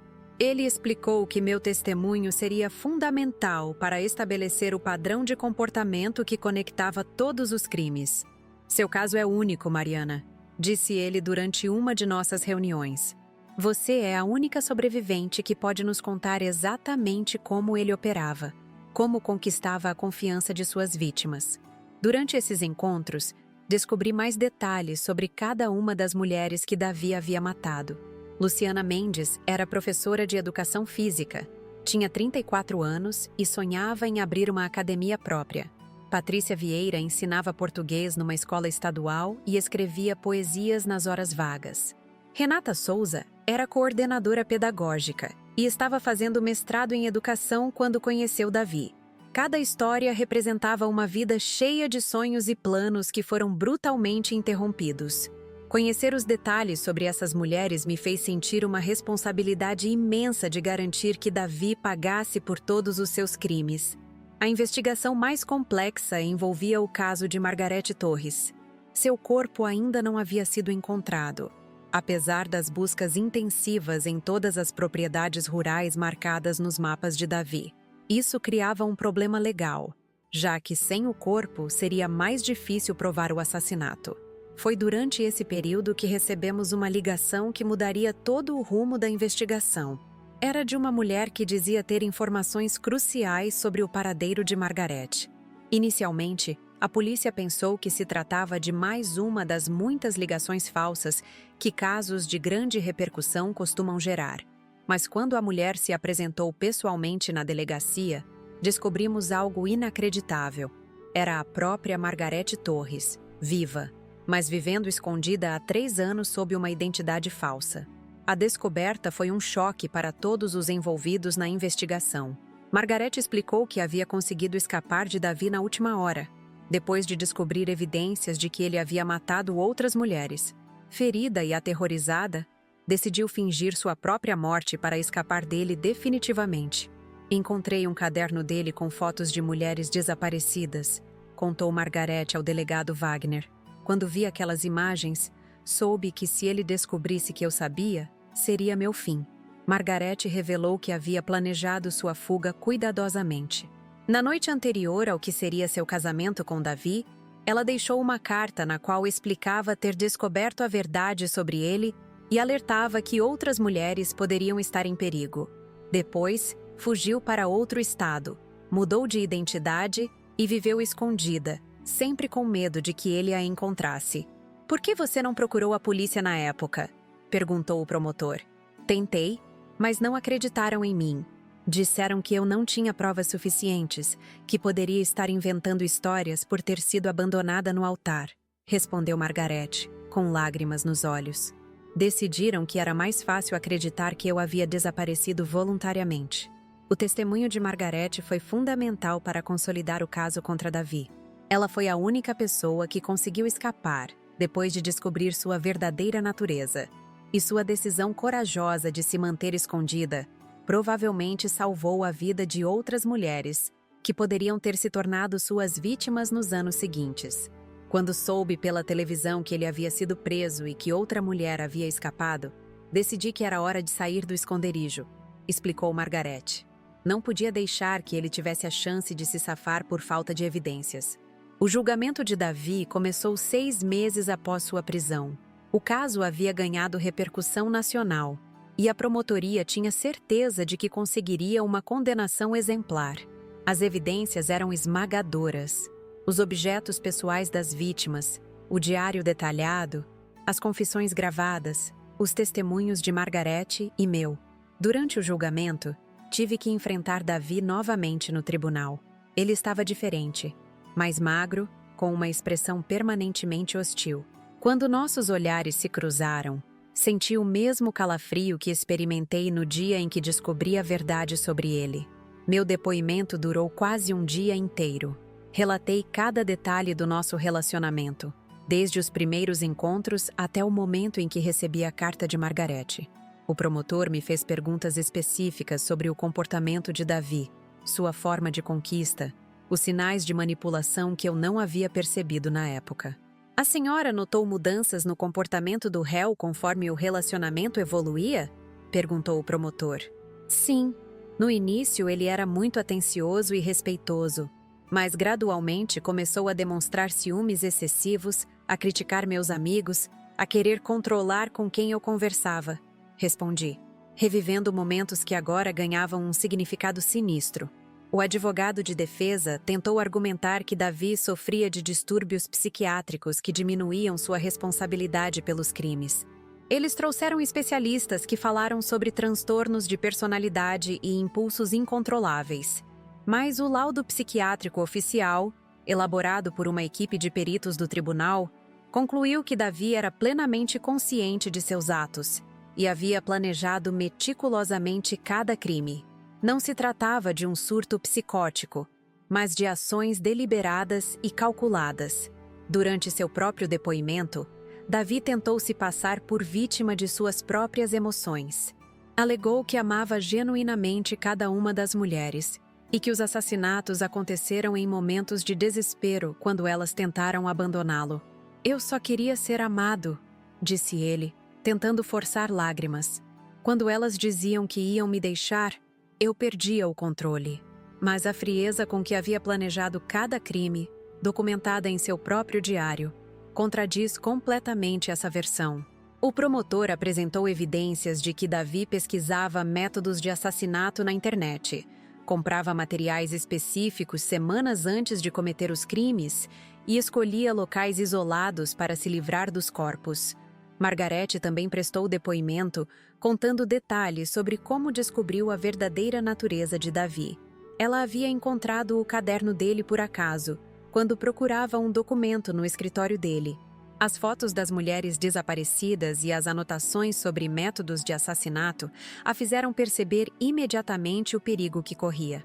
Li anotações sobre como fazer uma pessoa desaparecer sem deixar rastros, sobre substâncias que podem causar inconsciência, sobre locais adequados para esconder corpos, contou Margarete.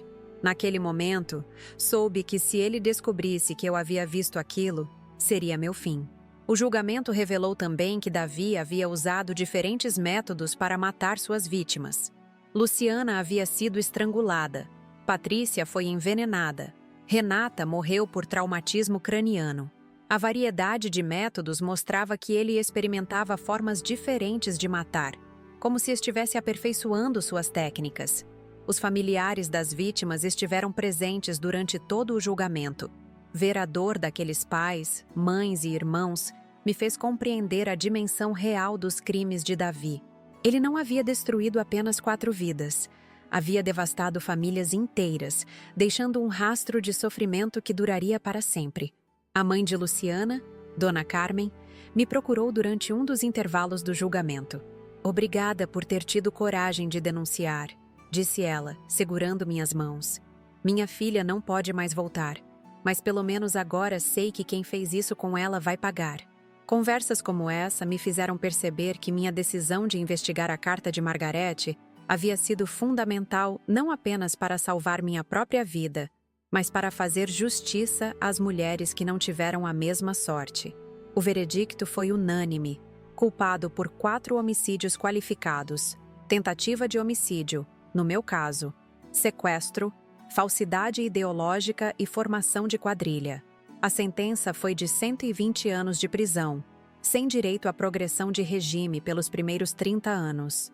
Quando o juiz leu a sentença, Davi não demonstrou nenhuma emoção. Continuou com a mesma expressão fria que manteve durante todo o julgamento.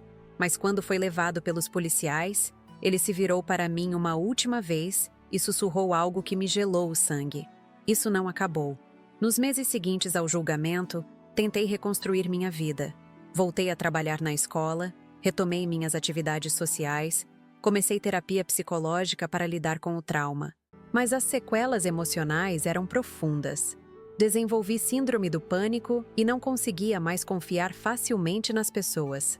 Cada homem que demonstrava interesse romântico me deixava em estado de alerta. Minha terapeuta, doutora Sônia Cardoso, me explicou que essas reações eram normais depois de um trauma como o que vivi. Você passou por uma experiência extrema de manipulação e betrayal. Ela me disse. É natural que seu sistema de alarme emocional esteja hipersensível agora. O que mais me ajudou na recuperação foi o apoio de minha família e amigos, especialmente Priscila, que permaneceu ao meu lado durante todo o processo. Margarete e eu também desenvolvemos uma amizade profunda, unidas pela experiência compartilhada de ter escapado de um predador. Margarete decidiu voltar a usar sua verdadeira identidade e reconstruir sua vida. Ela se mudou para outra cidade, retomou a carreira de professora e começou um relacionamento saudável com um homem que conheceu através de amigos mútuos. A vida que vivi escondida me ensinou que não podemos deixar o medo nos controlar para sempre. Ela me disse durante uma de nossas conversas. Temos que encontrar coragem para voltar a viver plenamente. 2 anos depois do julgamento, recebi uma notícia que me tranquilizou definitivamente. Davi havia sido encontrado morto em sua cela. Outros presos, que haviam descoberto a natureza de seus crimes, fizeram justiça com as próprias mãos. Embora eu não desejasse a morte de ninguém, não posso negar que senti um alívio enorme ao saber que ele nunca mais poderia machucar outra pessoa. Gradualmente, consegui superar os piores aspectos do trauma. Voltei a confiar nas pessoas, retomei minha vida social e até mesmo me permiti ter relacionamentos românticos novamente. O primeiro foi assustador, repleto de inseguranças e momentos de pânico. Mas com paciência e o apoio de minha terapeuta, aprendi a distinguir entre precauções saudáveis e paranoia traumática. Hoje, 5 anos depois daquele dia fatídico em que recebi a carta de Margarete, posso dizer que reconstruí completamente minha vida. Casei-me com um homem maravilhoso que conheci através de colegas de trabalho. Alguém que compreende minha história e respeita minhas vulnerabilidades. Temos uma filha pequena e estou grávida novamente.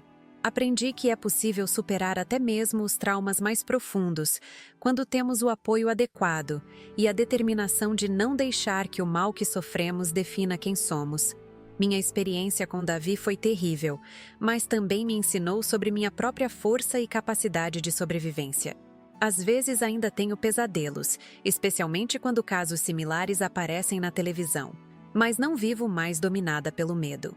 Aprendi a reconhecer sinais de alerta em relacionamentos, desenvolvi uma intuição mais aguçada para identificar comportamentos manipulativos e, principalmente, aprendi a confiar nos meus instintos quando algo não parece certo. A carta de Margarete salvou minha vida, mas foi minha decisão de investigar e buscar a verdade que realmente me libertou. Se eu tivesse ignorado os sinais, se tivesse escolhido acreditar nas mentiras de Davi, em vez de confiar na minha intuição, provavelmente teria me tornado mais uma de suas vítimas. Gente, chegamos ao final dessa história que mudou minha vida para sempre. Eu sou a Mariana e quero fazer um resumo de tudo o que aconteceu para vocês entenderem a dimensão do que vivi e como uma única carta salvou não apenas minha vida, mas também fez justiça a 4 mulheres inocentes que perderam suas vidas nas mãos de um monstro. Tudo começou na manhã do que deveria ter sido o dia mais feliz da minha vida, meu casamento com Davi. Eu estava em casa, me preparando para a cerimônia, quando recebi uma carta anônima que dizia para eu não me casar com ele, que precisava saber a verdade sobre uma tal de Margarete Torres. Minha primeira reação foi jogar a carta fora, acreditando que era inveja ou maldade de alguém.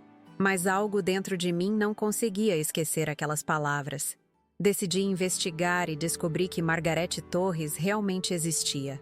Era uma professora como eu, que havia desaparecido misteriosamente 3 anos atrás, justamente uma semana depois de ficar noiva. As semelhanças entre nós duas me deixaram alarmada. Mesma profissão, idade similar, ambas solteiras, moradoras da mesma região. Com a ajuda da minha melhor amiga Priscila e do investigador particular Joaquim Ferreira, começamos a juntar as peças de um quebra-cabeças aterrorizante. Descobrimos que Davi havia mentido sobre seu nome verdadeiro. Ele se chamava Davi de Carvalho Santos. Tinha passagem pela polícia por violência doméstica e um histórico de relacionamentos abusivos. Quando mostraram a foto dele para a mãe de Margarete, ela confirmou que era o mesmo homem que havia sido noivo de sua filha. Naquele momento, Todas as nossas suspeitas se confirmaram. Davi havia mentido para mim durante todo o nosso relacionamento, omitindo informações cruciais sobre seu passado. A situação ficou ainda mais assustadora quando tentei adiar o casamento. Davi se recusou categoricamente a aceitar qualquer adiamento, demonstrando uma obsessão pelo casamento que me fez perceber que havia algo muito errado. Sua insistência não era romântica, era desesperada, como se ele precisasse que aquela cerimônia acontecesse a qualquer custo. Decidimos chamar a polícia, que fez a prisão de Davi momentos antes do casamento, na própria igreja. Durante sua prisão, ele demonstrou uma frieza e um ódio que eu jamais havia visto antes. Ameaçou-me dizendo que eu me arrependeria do que estava fazendo, revelando finalmente sua verdadeira natureza. Mas o que descobrimos depois foi ainda mais chocante. A busca no apartamento de Davi revelou evidências de que ele era um serial killer. Encontraram uma caixa com objetos pessoais de 4 mulheres diferentes, carteiras de identidade, joias, fotografias e certidões de óbito falsificadas. Todas eram professoras entre 30 e 40 anos que haviam desaparecido em circunstâncias similares. O caso se tornou ainda mais complexo quando descobrimos que Davi documentava meticulosamente seus crimes. Ele mantinha um diário detalhado onde anotava informações sobre suas vítimas, seus métodos de conquista e seus planos de assassinato. Ler aquelas anotações sobre mim me fez perceber o quanto havia sido manipulada sem sequer suspeitar. A investigação revelou que Davi usava identidades ligeiramente diferentes para cada relacionamento. Com cada vítima, ele se apresentava com uma variação do nome, sempre mantendo elementos similares para não se confundir, mas mudando o suficiente para evitar ser rastreado. Comigo, usou Davi Carvalho. Com as outras, havia usado Daniel, Diego, Dalton e David. O padrão era sempre o mesmo. Ele se infiltrava em eventos sociais frequentados por professoras, escolhia sua vítima com base em critérios específicos, conquistava sua confiança ao longo de alguns meses, pedia-a em casamento e então a matava quando percebia que ela estava descobrindo a verdade sobre ele. Luciana Mendes, de Macaé, foi sua primeira vítima há 5 anos. Patrícia Vieira, de Nova Friburgo, foi assassinada há 4 anos. Renata Souza, de Itaperuna, morreu há 3 anos e meio. E por fim, Margarete Torres, que todos achavam que havia sido morta há 3 anos. Mas aí veio a revelação mais surpreendente de toda essa história. Margarete estava viva. Ela havia conseguido escapar de Davi na última hora, depois de descobrir evidências de que ele havia matado outras mulheres.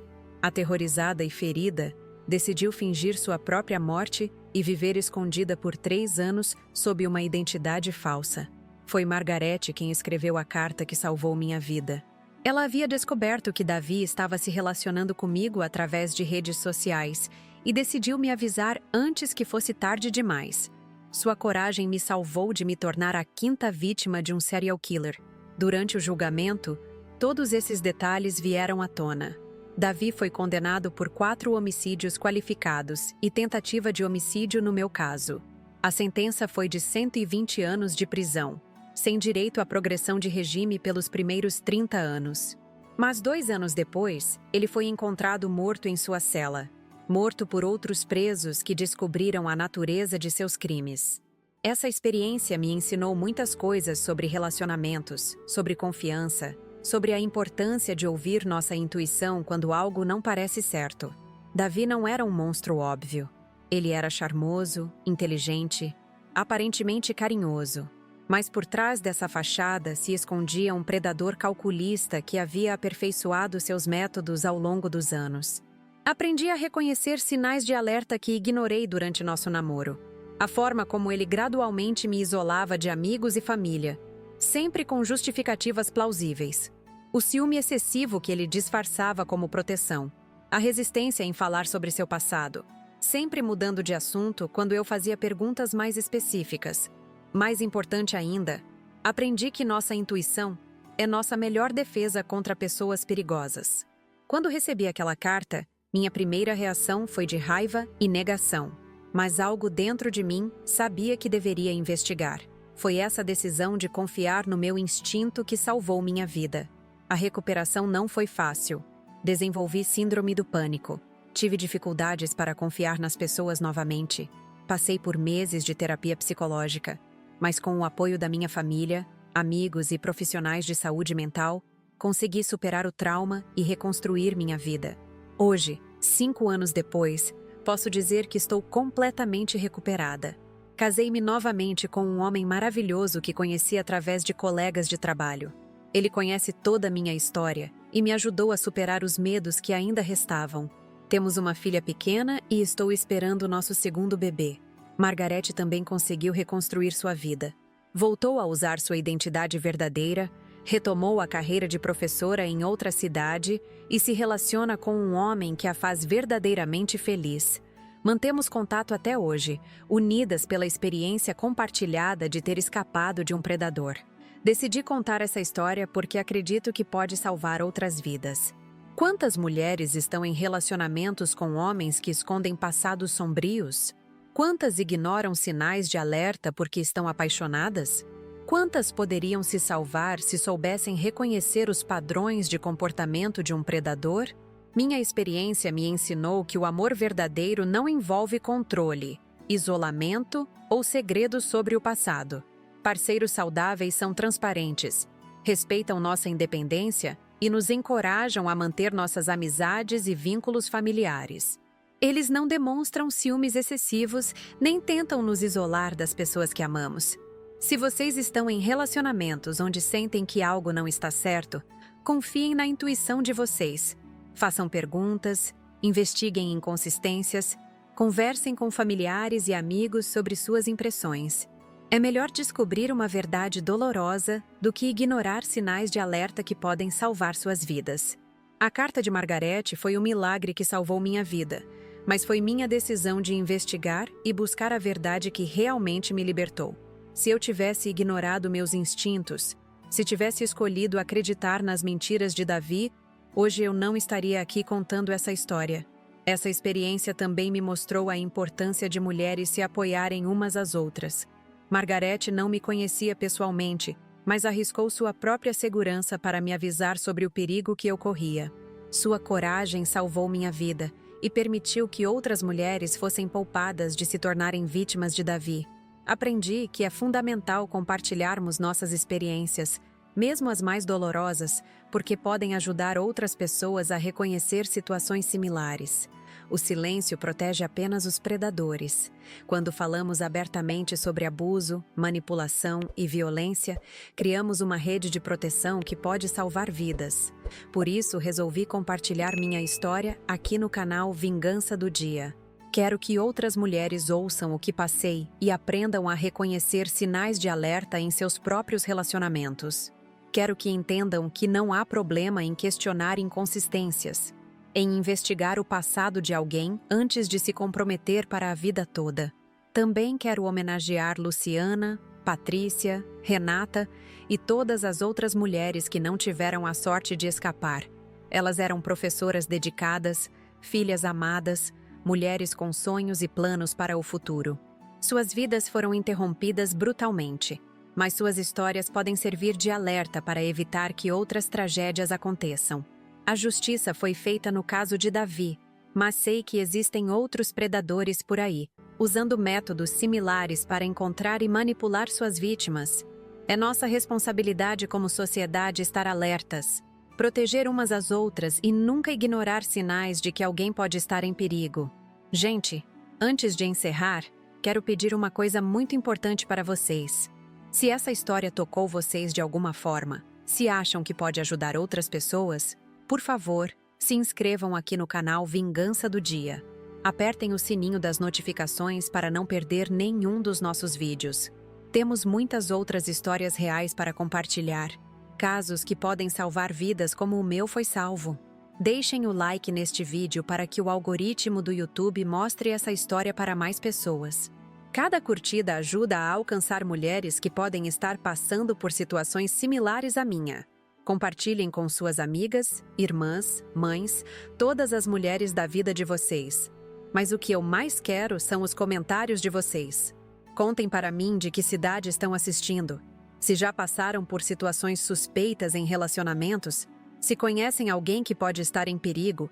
Vamos criar uma rede de apoio aqui nos comentários. Respondem uns aos outros, deem conselhos, compartilhem experiências. Juntas somos mais fortes. Comentem também se querem que eu conte mais detalhes sobre alguma parte específica da história. Se tem dúvidas sobre como reconhecer sinais de alerta em relacionamentos, sobre como investigar o passado de alguém de forma segura, sobre como lidar com traumas depois de experiências abusivas. Vou ler todos os comentários e podem ter certeza de que vou responder. E por favor, vejam os outros vídeos do canal. Temos histórias de outras mulheres corajosas que enfrentaram situações difíceis e conseguiram sair vitoriosas. Cada história é uma lição de vida, um alerta sobre perigos que podemos enfrentar e, principalmente, uma demonstração de que é possível superar até mesmo os traumas mais profundos. Agora vou fazer um pedido especial para vocês que realmente se importam com o nosso trabalho aqui no canal. Produzir esses vídeos dá muito trabalho e tem custos envolvidos. Gastamos com equipamentos de gravação, edição, pesquisa para verificar todos os fatos das histórias, tempo dedicado a responder comentários e interagir com vocês. Se vocês quiserem ajudar a manter o canal funcionando e garantir que possamos continuar trazendo histórias importantes todos os dias, usem o Valeu Demais. É uma forma de doação em dinheiro que ajuda muito a cobrir os custos de produção e nos permite dedicar mais tempo para trazer conteúdo de qualidade para vocês. Não precisa ser muito. Qualquer valor ajuda enormemente. O importante é saber que vocês valorizam o trabalho que fazemos aqui e querem que ele continue. Com o apoio de vocês através do Valeu Demais, conseguimos manter o canal independente, sem depender apenas da monetização do YouTube, que nem sempre é suficiente para cobrir todos os gastos. Isso nos permite ser mais livres para escolher as histórias que queremos contar, para dedicar o tempo necessário à pesquisa e verificação dos fatos, e principalmente, para manter nossa independência editorial. Queremos continuar trazendo histórias reais, importantes, que façam diferença na vida das pessoas. Então, se essa história de alguma forma impactou vocês, se acreditam que histórias como essa precisam ser contadas, considerem ajudar através do Valeu Demais. Vocês estarão contribuindo para um trabalho que pode literalmente salvar vidas, como a carta de Margarete salvou a minha. Termino este vídeo com uma mensagem de esperança. Por mais assustadora que minha história tenha sido, ela terminou bem. Consegui escapar, fazer justiça, superar o trauma e reconstruir minha vida de forma ainda melhor do que era antes. Se vocês estão passando por situações difíceis, saibam que é possível sair do outro lado mais fortes. Confiem em seus instintos, busquem ajuda quando necessário, não tenham medo de fazer perguntas difíceis sobre as pessoas com quem se relacionam. E, principalmente, lembrem-se de que vocês não estão sozinhas. Há sempre alguém disposto a ajudar, seja família, amigos ou até mesmo desconhecidas como Margarete, que arriscou sua própria segurança para salvar a minha vida. Nos vemos no próximo vídeo do canal Vingança do Dia. Deixem seus comentários, suas histórias, suas dúvidas. Estou aqui para conversar com vocês e continuar essa rede de apoio que pode fazer toda a diferença na vida de muitas mulheres. Obrigada por assistirem até o final. Obrigada por se importarem. Obrigada por fazerem parte desta comunidade que acredita que contar nossas histórias pode salvar outras vidas. Até a próxima. E lembrem-se, sempre confiem na intuição de vocês.